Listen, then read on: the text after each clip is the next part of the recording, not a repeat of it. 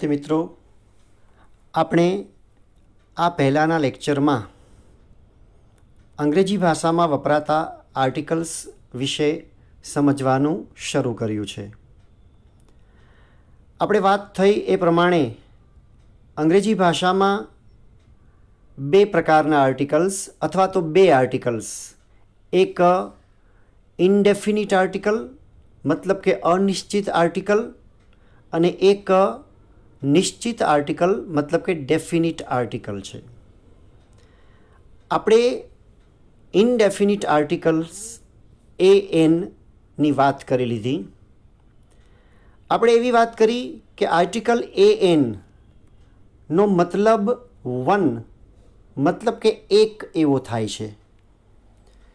આપણે એવું શીખ્યા કે આર્ટિકલ એનનો ઉપયોગ કોઈ ગણી શકાય તેવા નામની પૂર્વે મતલબ કે સંખ્યાવાચક નામની પૂર્વે એને તમે વાપરી શકો છો.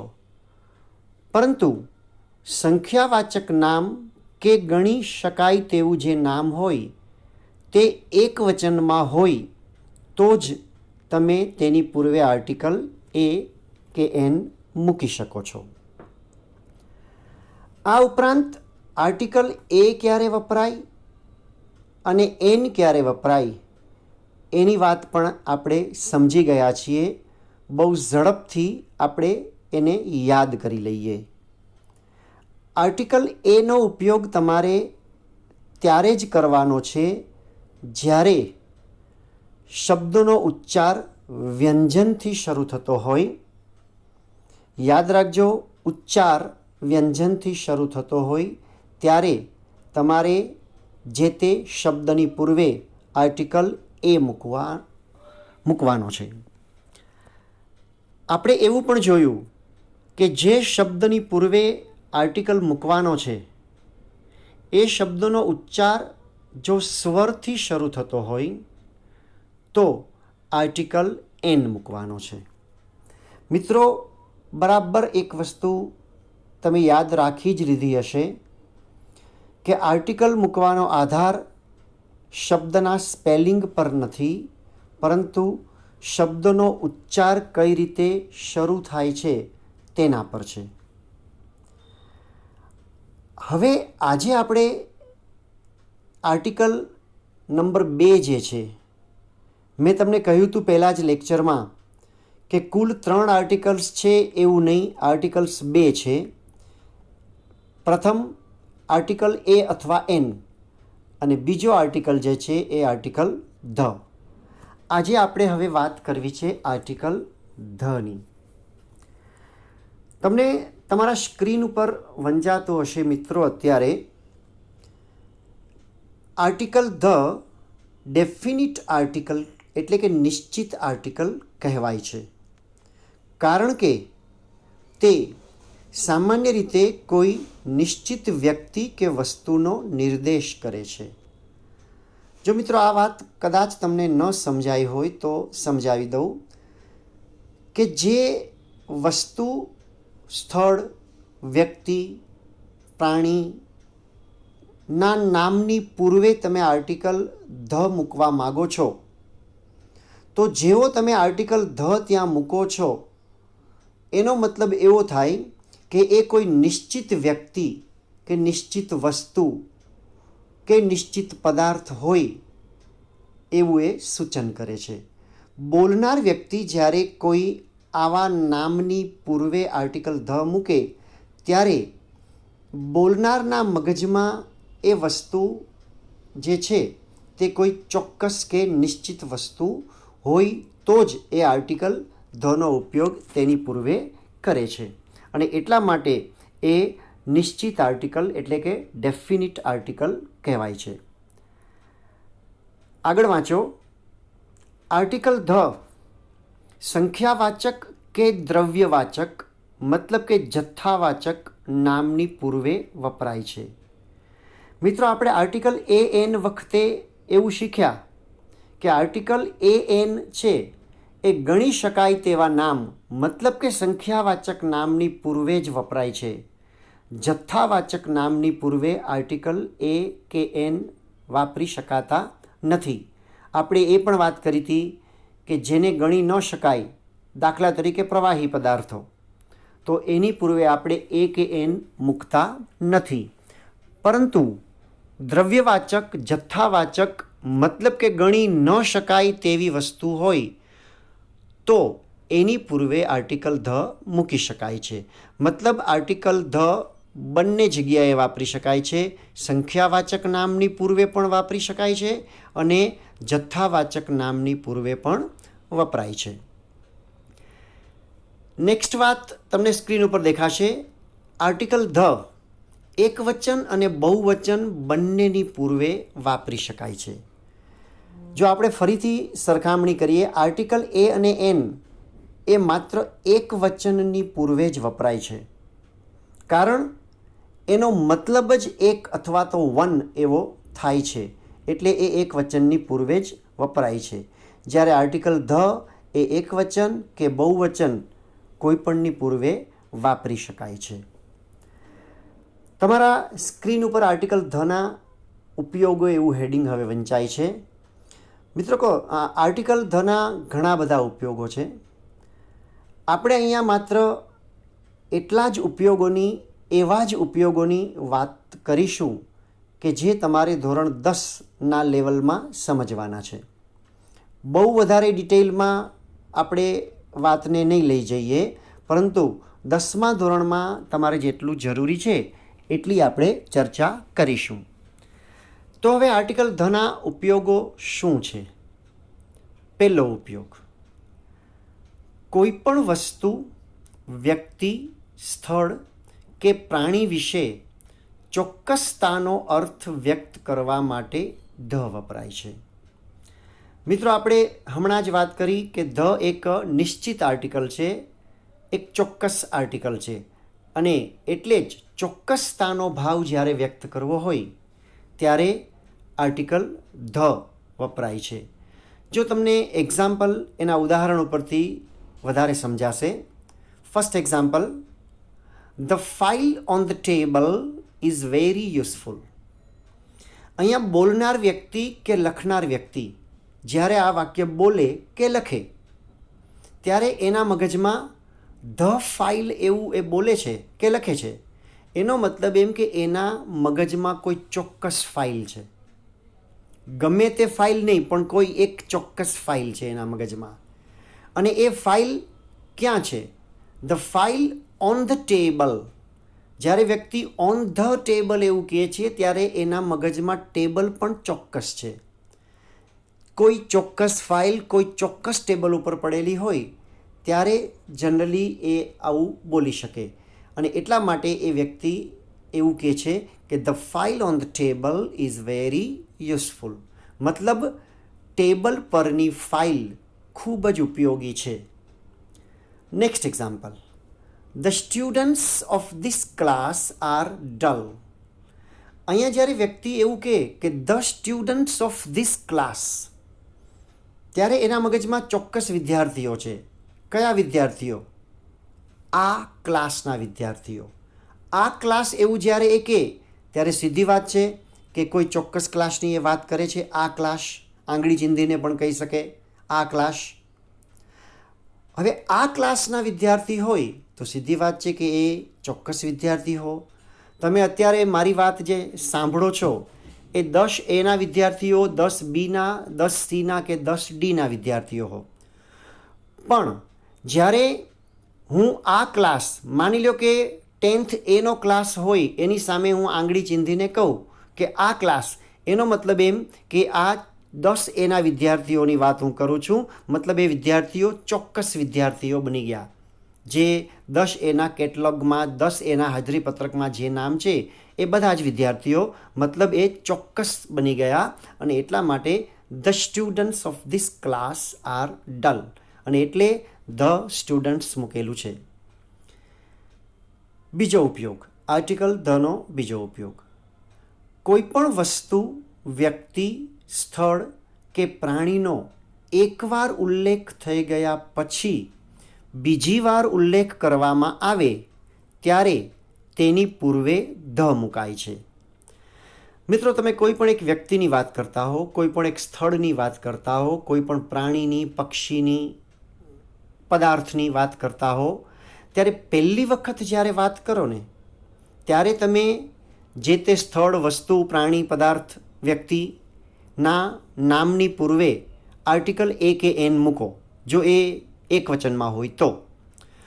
પરંતુ એ જ સ્થળની, એ જ વ્યક્તિની, એ જ વસ્તુની ફરીથી વાત કરીએ આપણે બીજા વાક્યમાં, ત્યારે પછી એની પૂર્વે તમારે આર્ટિકલ એ કે એન મૂકવાનો નથી, પણ આર્ટિકલ ધ મૂકવાનો છે.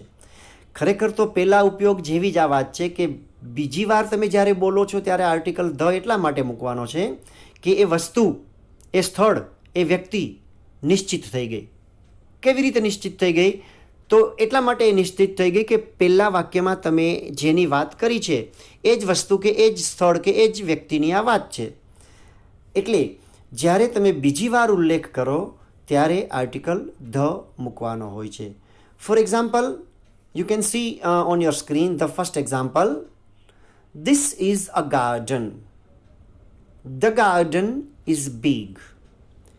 અહીંયા બોલનાર વ્યક્તિ એવું કહે છે કે this is a garden. માની લો કે ગાર્ડન વિશે કંઈક એ બોલે છે કે લખે છે, ત્યારે પહેલું વાક્ય બોલતી વખતે એ એમ કહે છે કે આ એક બગીચો છે, તો ત્યારે એ અ ગાર્ડન એવું કહે છે. પણ બીજા વાક્યમાં એ જ્યારે બોલે છે ને, એ બીજા વાક્યમાં એવું કહેવા માગે છે કે બગીચો મોટો છે, બિગ છે.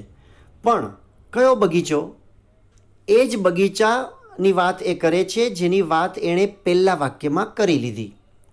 તો બીજા વાક્યમાં હવે એ બગીચો નિશ્ચિત થઈ ગયો છે, ચોક્કસ થઈ ગયો છે, અને એટલા માટે ધ ગાર્ડન ઇઝ બિગ.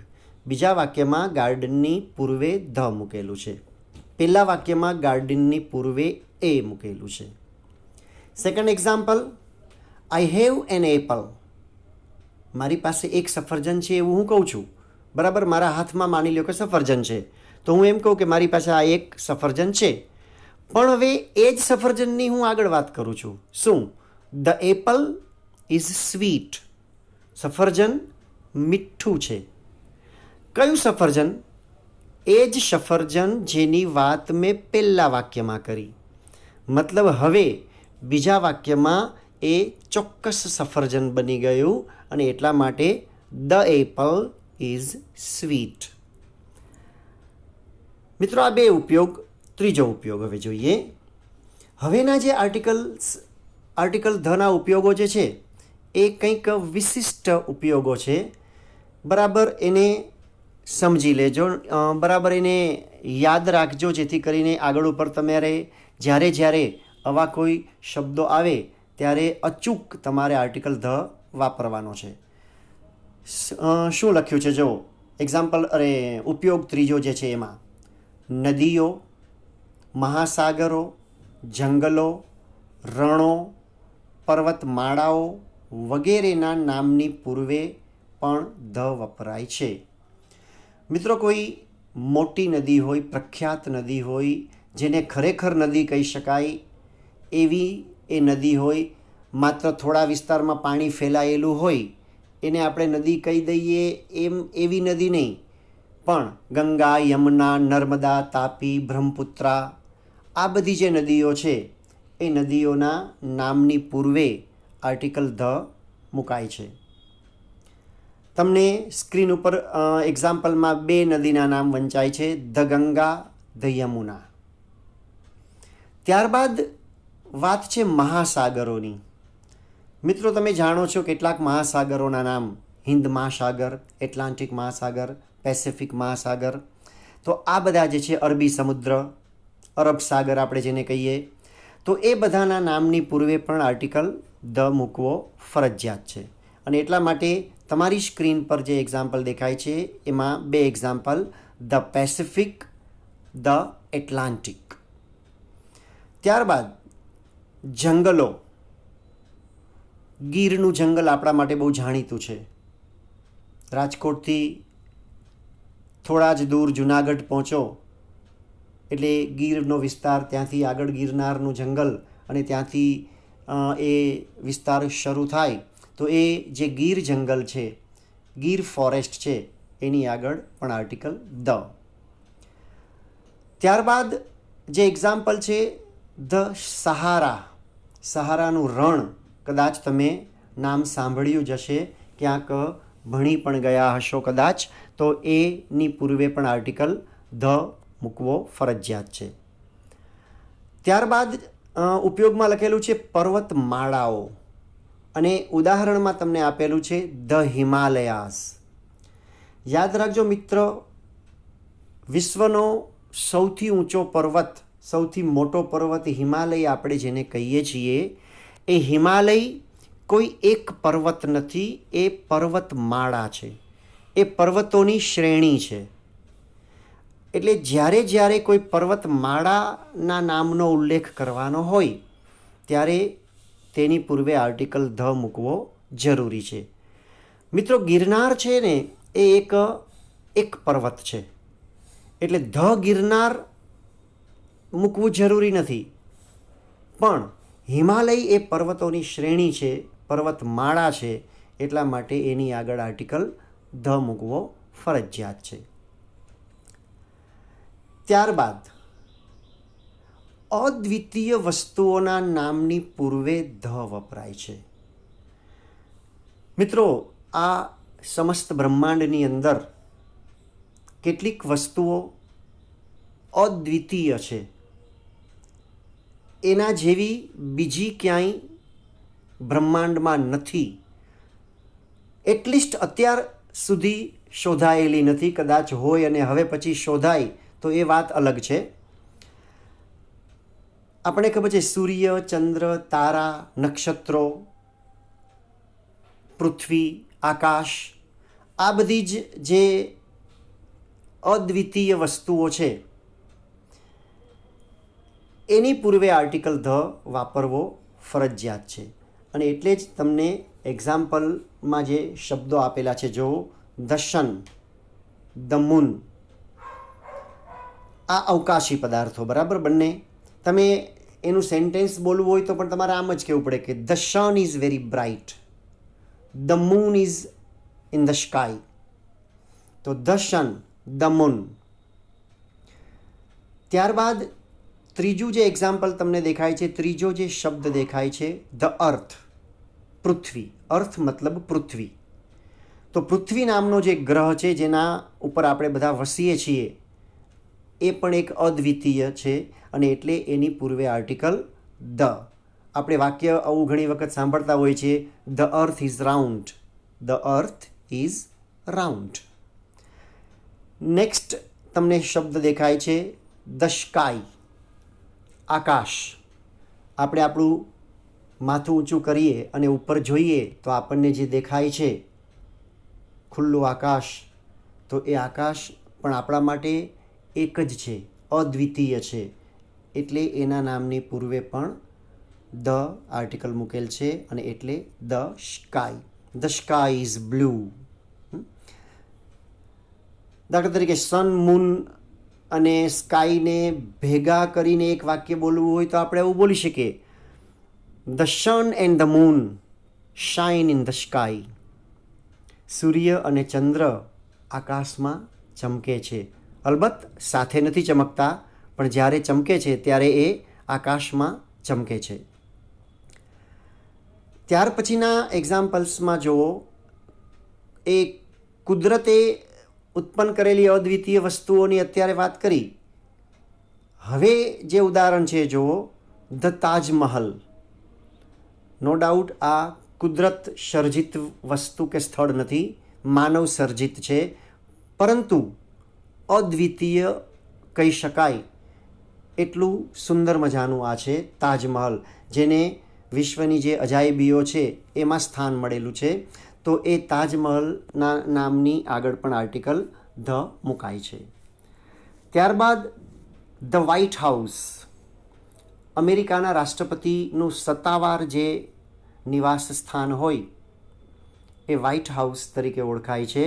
હમણાં તમે સમાચારોમાં અમેરિકાના વ્હાઇટ હાઉસના સમાચારો પણ ઘણા બધા ટીવી સ્ક્રીન ઉપર જોયા હશે. તો એ વ્હાઇટ હાઉસના નામની પૂર્વે પણ આર્ટિકલ ધ. એવી જ રીતે બીજા દાખલા તરીકે આપણા ઉદાહરણોમાં જોવું હોય તો હજી ધ કુતુબ મિનાર કહી શકો. કુતુબ મિનાર એક એવું સ્થળ છે કે જે ભલે માણસે બનાવેલું પણ અદ્વિતીયના લેવલનું કહી શકાય, એટલા માટે એની આગળ પણ આર્ટિકલ ધ મુકાયેલ છે. ત્યારબાદ પાંચમો ઉપયોગ તમારી સ્ક્રીન ઉપર તમને દેખાય છે. મહાન ગ્રંથો તથા વાજિંત્રોના નામની પૂર્વે પણ આર્ટિકલ ધ વપરાય છે.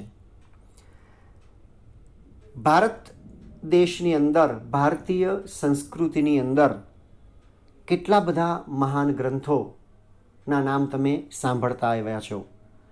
હમણાં આ લોકડાઉનની સ્થિતિમાં ટેલિવિઝન ઉપર જે નવી આમ તો નવી ન કહી શકાય પણ ઘણી બધી જૂની સિરિયલો અત્યારે ફરીથી બતાવવામાં આવે છે.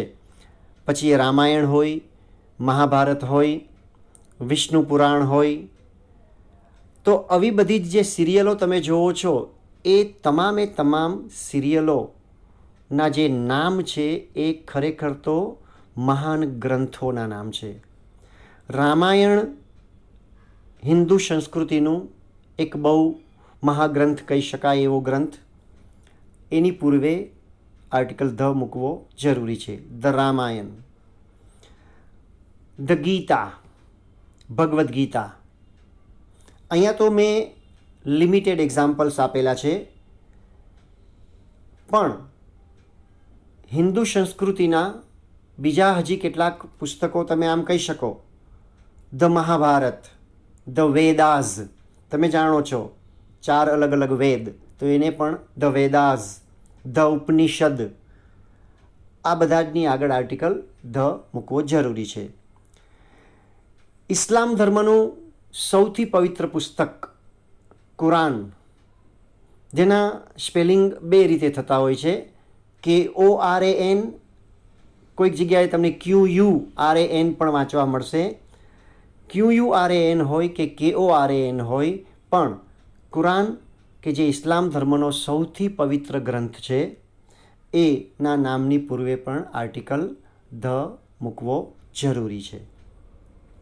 આવી જ રીતે આપણે આમાં લખેલું નથી, પણ કદાચ માની લો કે હું એમ કહી શકું ધ બાઇબલ, ખ્રિસ્તી ધર્મનો સૌથી પવિત્ર ગ્રંથ, તો એના નામની પૂર્વે પણ આર્ટિકલ ધ મૂકવો જરૂરી છે.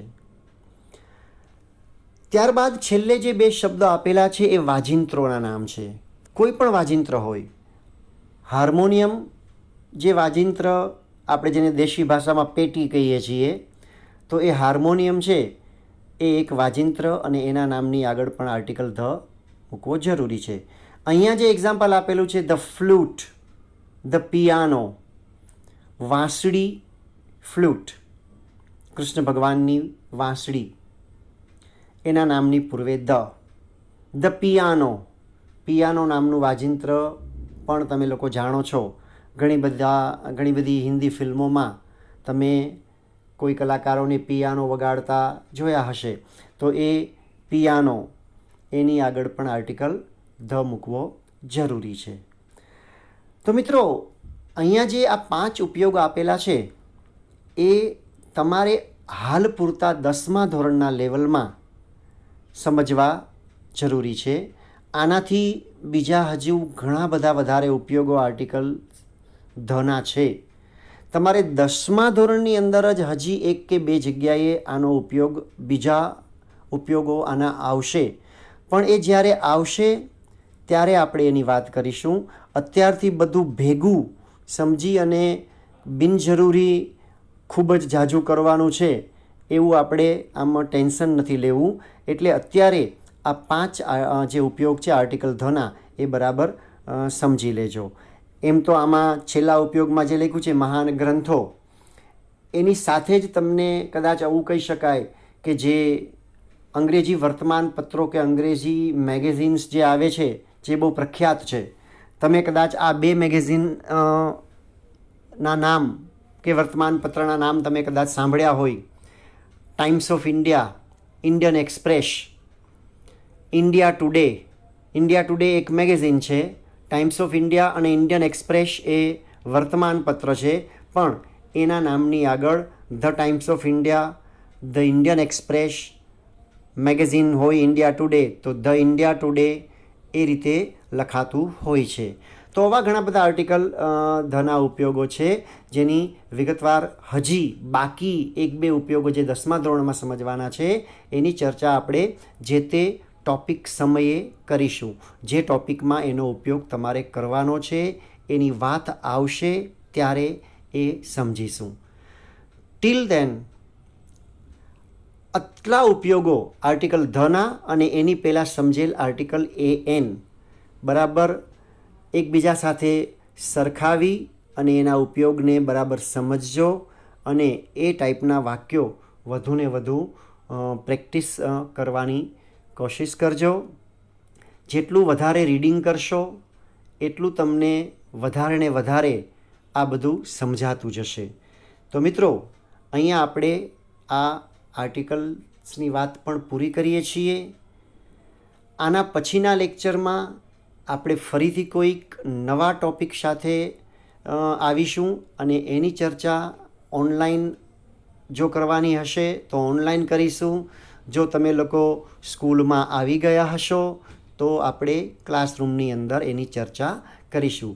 ત્યાં સુધી તમારી જાતને એકદમ સુરક્ષિત રાખો, સ્વસ્થ રહો. Good bye.